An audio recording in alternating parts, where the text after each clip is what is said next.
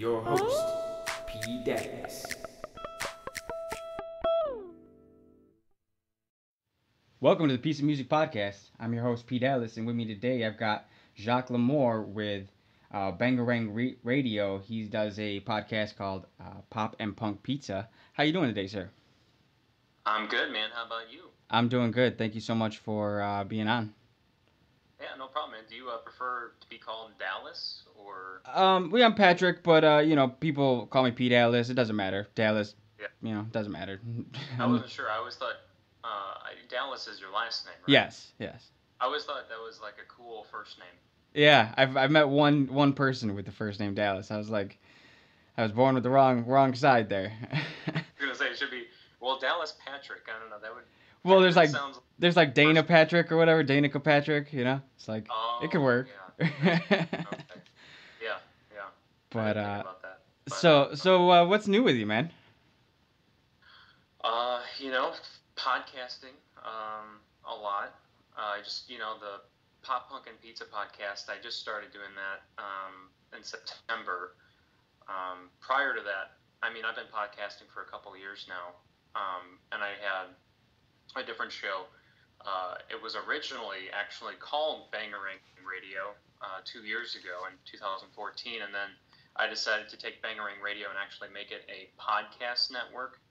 And then I changed the name of my show, and then brought other shows on to bangarangradio.com, and it's kind of just they're like all the shows are from other friends that I know that have podcasts. So there's just a couple. It's nothing like we're a big network or anything like that. It's just something I do for fun because my full-time job is working on Terrestrial Radio. So it's just kind of like a hobby, and maybe it'll take off and could ever maybe make some money from it. But right now it's just something I really enjoy doing because, as with this show, you get to do whatever you want on your show. You don't have a program director or anything telling you that you need to do this a certain way or you need to play these certain artists or things like that. You have free range on what you can do on your show. You can do anything. Mm-hmm. So that's like the beauty of podcasting versus working at a radio station where you can play nothing but country music or nothing but top 40 music or whatever kind of station it is. You're restricted on things you can say and things you can do. So it's nice to be able to do the things that you love and be able to say what you want to say, be able to do what you want to do. So that's what I like about podcasting. Awesome. What got you into podcasting? Well, I was going to broadcasting school 2 years ago, and I was looking to get some experience before I started applying for jobs at radio stations. And so that's how I started podcasting. And then eventually I did get a job in terrestrial radio, and I just kept doing it. Because like I said, I enjoy it, and it's more experience. It's because it's a different experience versus radio, because podcasting is different from radio. It's a different format. So, and you've got people at the radio station helping you with all the behind scenes and stuff too. So it's like with the podcast, you're doing it all by yourself, right? And yeah. Well, even with I'm still like in small market radio. So okay. It's still pretty much just you. Yeah, you're really still kind of on your own as far as your show prep goes. But yeah, I'm podcasting. It's still like you said, it's all me. I've had some friends do some voiceovers for me and things like that. But as far as show prep and things like that, it's you're on your own. Okay. So what got you into terrestrial radio or going to college? Did you go to IBC? Or did you go somewhere else? Yeah, our ICB. Oh, okay. Yeah. College for in Lombard. Okay. But it's actually, they changed the name of it now. It's called Illinois Media School. Oh, okay. Yeah, it's been a while since I looked into them, but before I went to massage therapy school, I was looking into some sort of audio school, and I should have gone to that. I don't know why I didn't, but but Yeah. either way, like it's good. Like massage therapy is good for me because it's helped me with like knowing more about the body and health and things that I just really didn't know that I appreciate, you know. But as far as like career goes, it's not what I wanted to do or what I even am doing anymore. So it was almost a Oh, waste in that sense. But at the same time, before I went in there, I checked out that school and it seemed like a very cool school to be at. Tell me what was that like? um, I mean, they kind of gave you the basics, and then to me, it was more like it's up to you Mm-hmm. on furthering your career or pushing yourself to be better. And it really was kind of like, okay, here's the tools. Let's see what you can do, Mm-hmm. kind of thing. That was kind of the Um, same way with massage therapy. It's very much just trade school, you know. So you're very specialized in what you're doing, and you know, but in the long run, like, you definitely learn stuff, you know. So yeah, yeah. yeah. I mean, did learn some things. It helped get me my start, but it was definitely more of, yeah, they just kind of like give you the tools and they can see, where your creativity goes, Hmm. kind of thing. So, What got you into so that? what's that? What got you into that? Well, as you know, we were talking about before we went on. I was in a band for many years since I was like 13, Hmm. and was trying to make a career out of that, being in a pop punk band, and it's tough, Hmm. obviously. And Yeah. the last like 3 or 4 years of the band, we got to do 3 or 4 tours, and I was just feeling burnt out, and I was sick of not being able to pay my bills and make money. And I was thinking to myself, I thought, what can I do in music and still be able to make a steady paycheck? And the radio came to mind. And actually, years ago, when I was in grade school, radio was always in the back of my mind among, acting and, making films and things like that. It was always something artistic, something to do with music or acting. Hmm. And so I decided, well, I'll give it a try. It'll give me a steady paycheck and something that I'll enjoy doing because it's still, I'm still involved with music. Hmm. Because I mean, that's mainly what pop punk and pizza is about, is just talking about my favorite genre of music. And of Hmm. course, I'm a big pizza addict too, so it just kind of works Throw them all out. together. Support the up and coming pop punk bands and have them on the show and talk and hang out, eat pizza. So yeah, that's pretty much what it is. It was just I wanted a steady paycheck, and I wanted to kind of live a normal life because I mean, you can be in a touring band and travel all the time and have a family, but it's harder to to do that, Hmm. obviously, and be on the road all the time. Let's say you're married and have kids. Hmm. It's like it's just it people do it, but it's tougher. Things So certain aspects of your life suffer from it. You know, it's like you're yeah, not there. So yeah. yeah. And it's not that I miss touring. Um, I miss it a lot. It was just it's hard to make money from that. It takes a lot of work, a lot of effort, and I just felt like I was starting to feel burnt out, and I didn't have the drive that I once had to try and obtain that, because there are a lot of people that make their living from touring, Hmm. but it takes a long time to get there, and Yeah. then to stay Building. there Yeah, still building making. your merch table and all that stuff. That's a big important one, and that costs a lot of money. I mean, you gotta have several albums, and how much money each album costs. You gotta have some T-shirts and whatever else you can get, and like all that adds up very fast. So, Yeah, and you got to be able to get people in the door, and and a new place like that's never heard of you. How does that work? So it's not. yeah, I just felt like I didn't have the drive that I should have, because I Hmm. know in order to obtain anything, and whether it's you know being in a touring band and being able to pull in people every night in different cities every night, you have to really, really, really want it. You know, it's just like if you want to win the World Series like the Cubs, you know, you got to really want it. Yeah. And I felt like I didn't want it enough. Oh man. In order to, To get keep it, putting that 150,000% that it takes. Yeah. So what got you into music in the first place? My older brother, well, he got me into rock music, I guess. He's 4 years older than me, and that's how I got started in a band. Before I started playing in a rock band, though, when I was 13, I started learning how to play trumpet. At I guess that was age 10. So, yeah, somewhere around there. But yeah, he was like the main influence because he was in a band, and I would go to their shows and I'd tag along.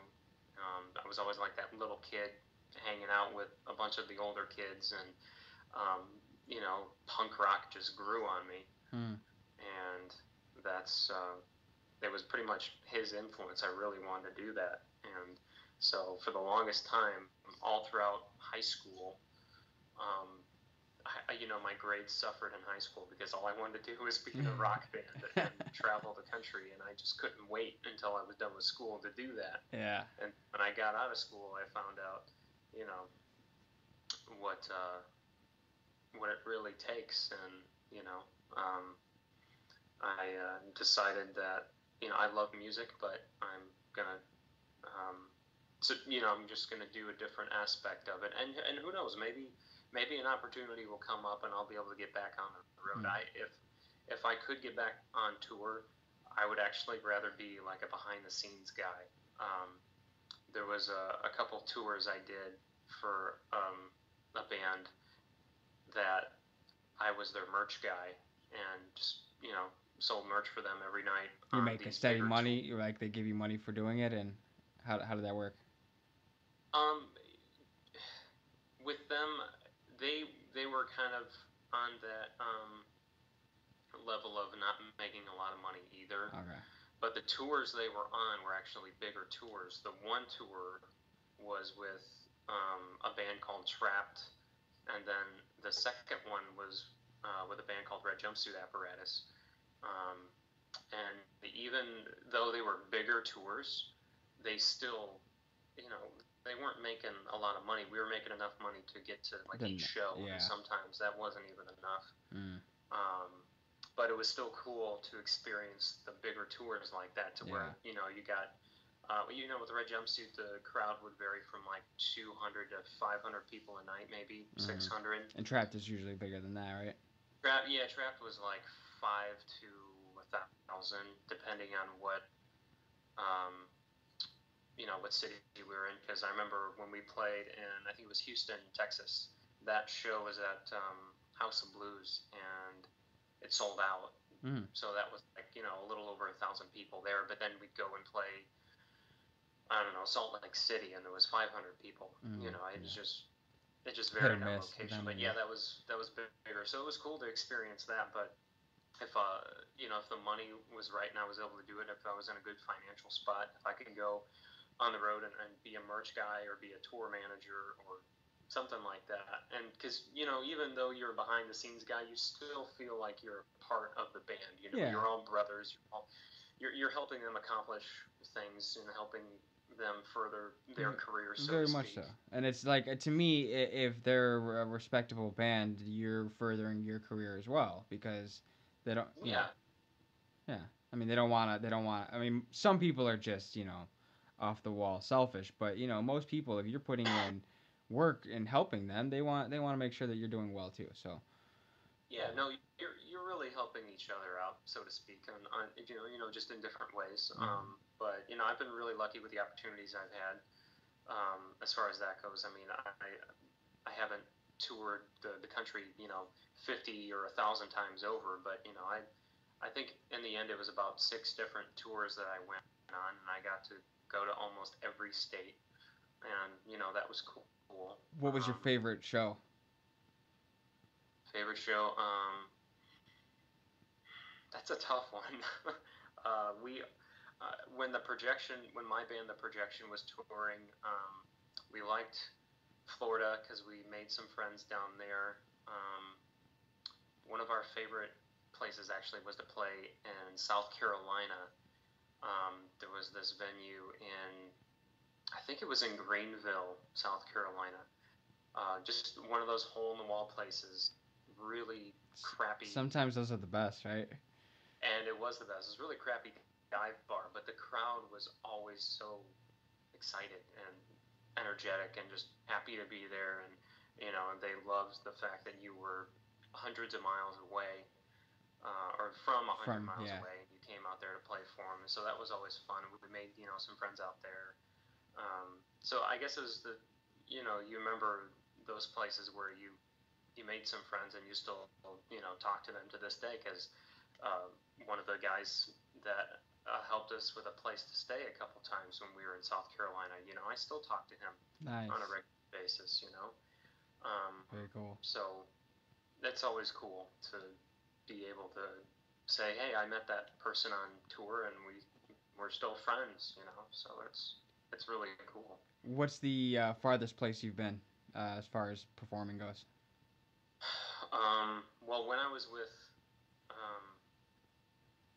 working for the band I was working for was called the Action Blast, which they're no longer a band. But the furthest we went, I think, was Seattle. Seattle, obviously, pretty darn far. Yeah. Seattle was actually the first date on that Trap tour, which was already 3 years ago. It was in January, and that's where the tour started. And we had to go all the way from Chicago to Seattle, and we literally drove almost nonstop. That was a really long drive. Wow. Nice. So did you get a chance to check out like anything like Kexp or any of the cool music spots that do like K? I don't know if you're familiar with Kexp, but they do the like live performances in like almost like a library setting. Oh, no, you mean in Seattle? Yeah.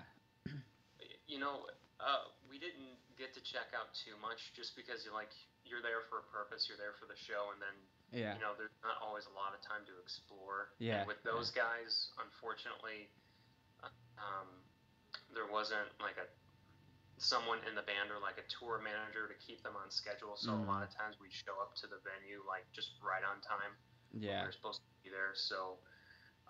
It didn't really get a chance to like go to the radio stations or any of that kind of stuff. We did do. That was there was actually, you mentioned a radio station. There was a cool radio station story when I was with the Action Blast selling merch for them. We were in Texas and we had a couple off days in Texas, and we thought during that time, let's try to pick up, hop on some shows here and there if we can, or play some open mics or something. And we were in Lubbock, Texas, which is where the birth of Buddy Holly, one of my favorite rock and rollers from the 50s. We randomly were in Lubbock, and we were checking out like the rock radio stations in the area, and we found one, and we ended up they ended up kind of raiding the place. They literally called the guy. I'm trying to remember if we called ahead of time or if we just showed up. Mm-hmm. I think they called ahead of time, and then we snuck into the radio station, and they ended up putting the guys on the air. They played their song on the air. That's so cool. Yeah, it was seriously nothing was scheduled, they just randomly showed up to this radio station and said, hey, we're on tour with Trapped right now. We have this single out, can you play it? We're from Chicago. It was really cool how they did it. They really just, it was kind of like busting into the radio station, but not like that severe, I guess. But it was, I don't know, it was really cool. So. That's fun. Like when I was in Austin, I guess 2013, I I went and visited some friends, and they were moving down there. So I helped them move down there, and while they were getting all set in and stuff afterwards, I went and I checked out as many places I could. I hit like 8 open mics in a week, and I got to radio stations, colleges, and all that stuff. And like there were so many that I like really couldn't get a hold of people in all of them, so I just started just going. And it was cool to meet all the different people that are just doing big things in Austin. Like I could only imagine being in like Seattle and all the other places, because there's just so many people in the music fields, like just all over the world. So it's like you're never gonna meet them all, and I love connecting with those types of people, because it's like, what drives you to do this? You know what I mean? Like because I know what drives me to do this, but like, what makes somebody else want to spend their life doing this kind of stuff? Sure. Yeah. Yeah. It's really cool. You meet a lot of cool people along the way. And as long as you keep connected and you help each other out. I mean, we're all trying to do the same thing. Some people you meet, they're very selfish, and they think it's like a competition kind of thing. Mm-hmm. But it really isn't a competition. It's one big community, and we're all just trying to do the same thing. We're all just trying to be successful in whatever area of music that it is. Whether you're in a band and you're playing a show with another band, or it's like a setting like this. It's just, to me, it's about helping each other out. Mm-hmm. Spreading the word of each other, and keeping the music in rotation, and keeping everybody informed of all the new stuff going on with all the local and friendly musicians that you've acquired around the world, around the states. Yeah. So this guy I got my first batch of t-shirts or not t-shirts, posters from this guy. Very very awesome work on that. I really enjoyed having those. They were literally my first time ever having posters, so I appreciate that. Do you still do that kind of stuff or no? No, before, when I was right when I got out of high school, I started working full time for my grandpa's print shop. Okay. And so I was trying to make it, in a band with my music career, but working full time at the print shop. And then finally, when I decided that I wanted to try a career in radio, I eventually got hired at, a group of radio stations, and then I left the print shop. So I don't really have time to do that anymore because I'm working full time at the radio station. Mm-hmm. So yeah, I'm not doing. It's a good connect to have for yourself, though, right? I mean, that's like pretty cool to like know how to do that kind of stuff, and to be able to do that when you're doing tours and stuff. But two, to have the connection of like, I mean, I'm sure you get a good hookup because it's your grandpa, Right. Yeah. It's the family business. So I've always been lucky with the band, because if we wanted flyers printed up, I just go to the print shop and do it myself. You know, I mean, was always really lucky to have that under my belt, because a lot of bands actually don't do like the grunt style, or the guerrilla style, I should say, the guerrilla style promotion, and still like go to shows and physically pass out flyers. It's mostly online.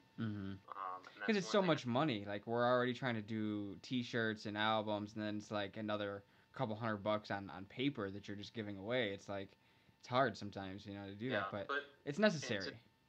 In today's age, though, I mean, there's so many corporate printing places that it really doesn't cost that much money. I mean, it's obviously, I always prefer to support the mom and pop places, the locally owned businesses. But I mean, if you really wanted to save a buck, you go to your Kinko's, or you go to, or your online places. There's tons of places just like Vistaprint that charge so. They're so cheap, it makes me sick. Yeah, so like I got my second round of music business cards from Vistaprint, and they were so cheap I couldn't even like handle it. But my first round of massage therapy cards I got from FD Printing, who I also got my batch of flyers for last year's shows. When I did like a few different shows, and I put them all on one big flyer, and I love supporting them, because that's like you said, a local, like it's a mom and pop type of spot. It's very small, and it really wasn't that bad either. It really wasn't like the cards were really reasonable, and the flyers were surprisingly cheap too. So, the posters get a little bit more expensive because you're on bigger paper and better Yeah. ink, and there's more color and all that kind of stuff. But flyers weren't too bad. Like for guerrilla marketing, the flyers were the way to go because I basically had them print out double sheets, like one sheet and have two per sheet or whatever, and that Right. it's like at that point 1,000 turned into 2,000, and Yep. you're easily pumping out flyers for a week. Yeah. Oh yeah. Yep. Been there, done that. So. So, Yeah. what's coming up for you? Do we get into that? What's like just in general, or Yeah, well, what do you got going on? You got I don't. more podcasts coming up? Oh yeah. I mean, right now, I'm podcasting once a week. Okay. Every Tuesday, a new episode of Pop Punk and Pizza comes out. Okay. So that might change to doing it bi-weekly, but Mhm. right now it's every single Tuesday. There's a brand new episode out. I was really lucky just about a week ago, or no, yeah, I guess it was last week. One of my biggest musical influences, I was able to interview them. Johnny Christmas, the trumpet player from Real Big Fish. That's pretty freaking awesome.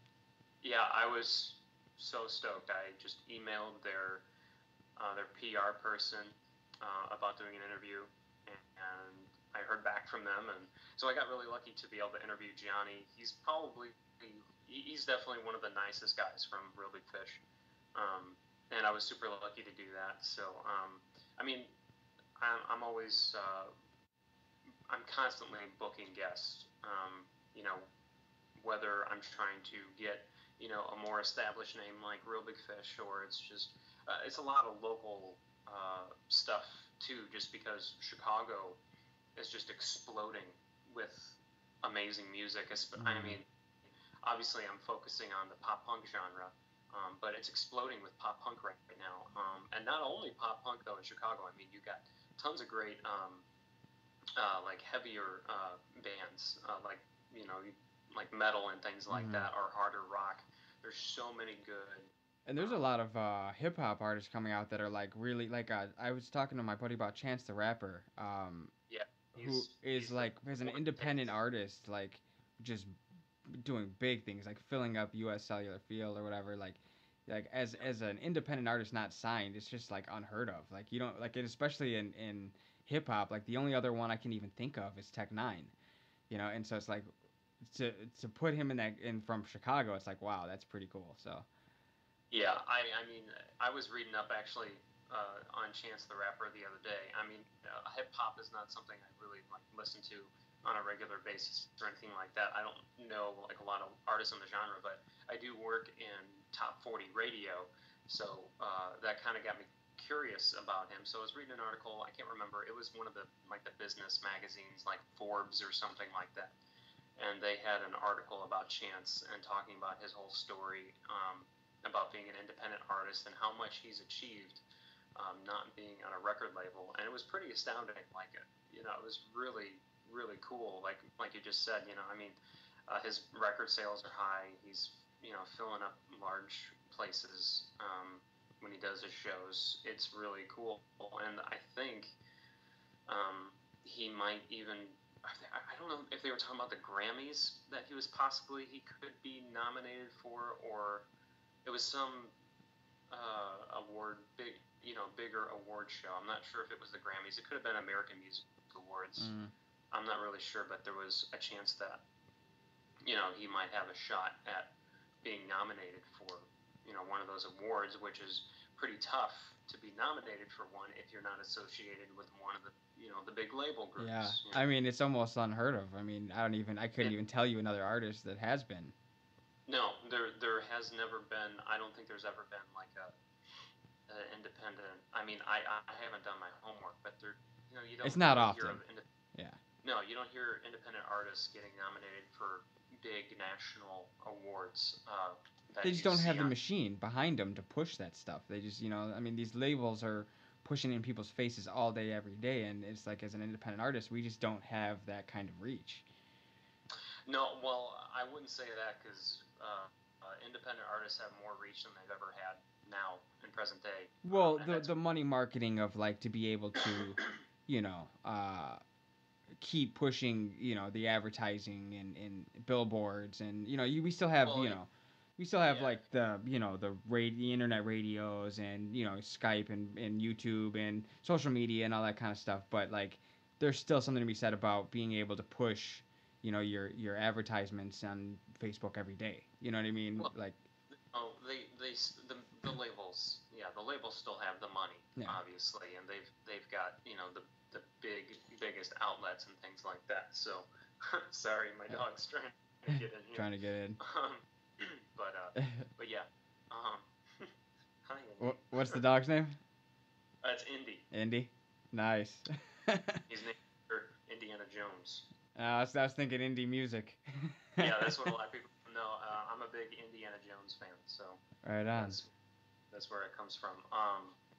But yeah, no, it's really great to see that independent artists though are starting to gain that kind of ground like Chance the Rapper is, and obviously there's you know, you can compare other people in different genres to Chance the Rapper's success as well. Mm-hmm. So and even a lot of your bands, you know, 10, 20 years ago that got their start on major labels are now independent as well, and they're doing well too. Because if you can put together all the pieces, there's no reason why you need somebody else to do that for you.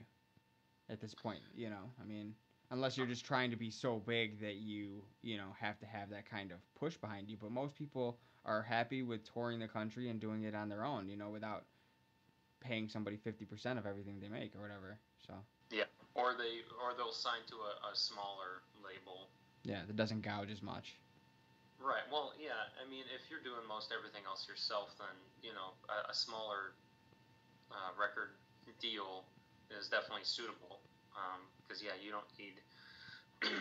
You probably don't need anything big. I just know DIY is, you know, it seems to still be soaring. Yeah. You know?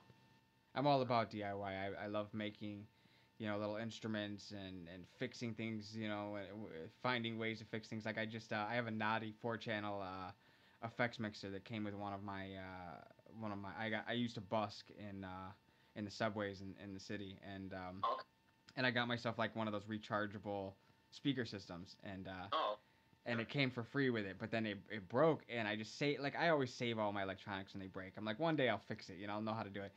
Yeah. And recently I've been like soldering a lot and doing a lot of electronic work, and I eventually was like, I'm gonna go back and see what's wrong with this thing, and I took it apart, and me and my buddy found a loose wire that was just not connected in there that somehow came apart, and I soldered it back together, and bam, it works, you know, and it's like.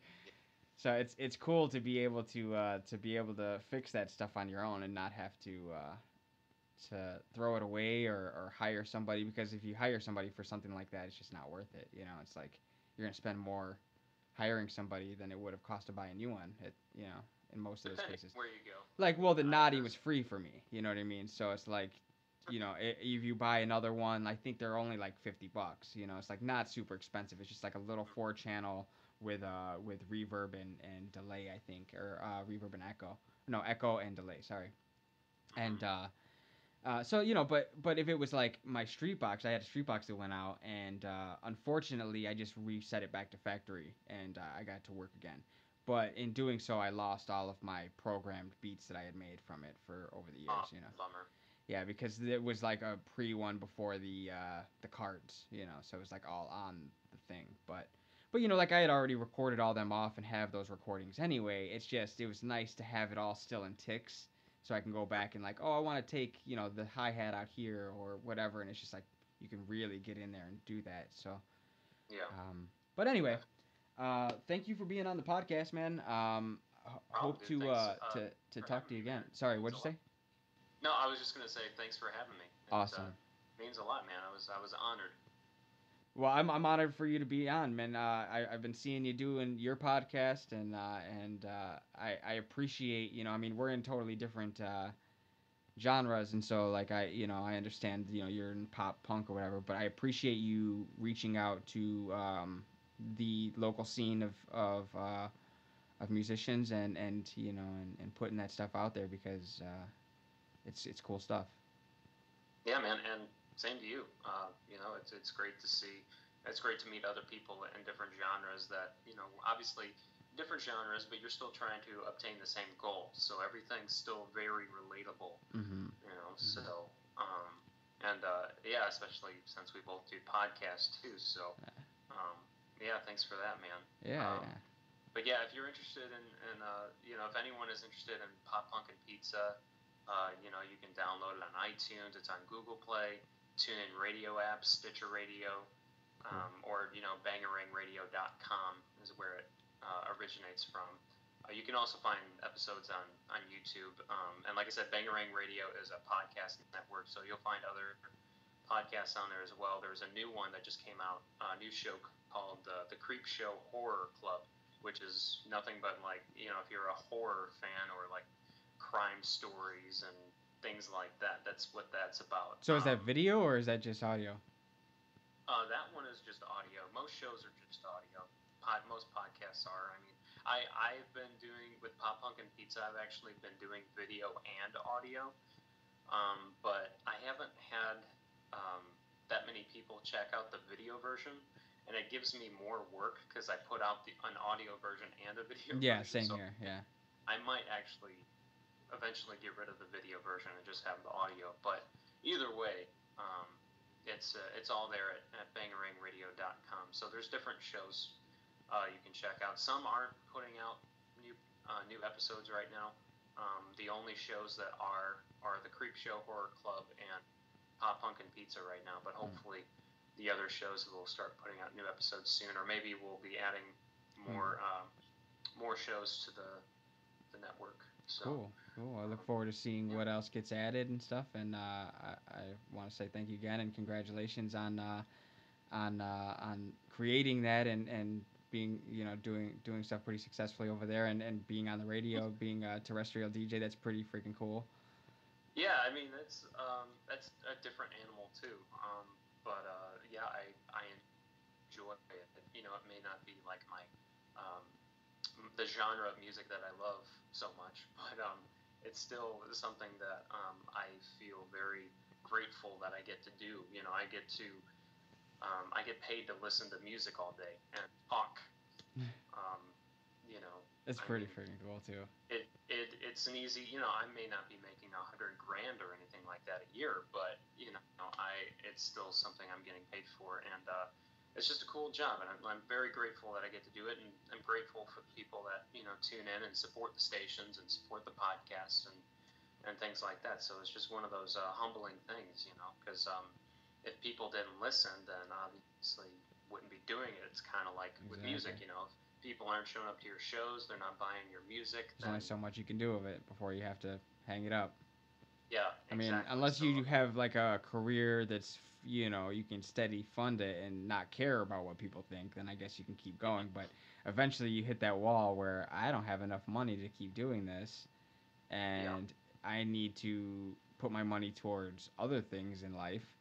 And so you almost have to step back, and it's sad that a lot of us musicians have to do that, but it's also it's uplifting to see musicians find other places that they fit to keep going. Like I was thinking about that earlier today. Like I mean I always want to be doing what I do, but like I have to find a way to start making more money. Like I have to, and so like I was thinking about it before we were talking. Like if I could find a way, like what you're doing, like that's almost perfect. It's like just something that you're still in music. Just find a way to be in music still. Like even if it's not making music, touring or selling my albums, just something in that field. And you can always, you can still always play music. I mean, right now, even though the projection is no longer a band, I'm not currently regularly performing music. I'm not in another band right now or anything. I'm just focusing on, the radio and podcasting stuff. But I mean, it's something that I can always do. I can always pick up a guitar. I can always decide to join a band or write a song, or it's something that's always going to be there. It's just you don't make it your main focus or your main career. I mean, if you really want to, then you should totally go for it, like anyone should. Yeah. I definitely am not knocking that. If you want to make the greatest sacrifice in the world and put everything in your art, and then eventually become successful, then power to you, because it's definitely something hard to do, but it is very rewarding in the end if you do obtain that ultimate goal. And if you want it bad enough, whatever it is, it doesn't matter if it's music or sports or whatever it is. If you want it bad enough, you'll do it. You'll get there. So. Yeah. Right on. All right. Well, thank you guys for tuning in to the podcast. This has been season 4, episode 2, with Jacques LaMore, and we'll have some extras. Have a good one.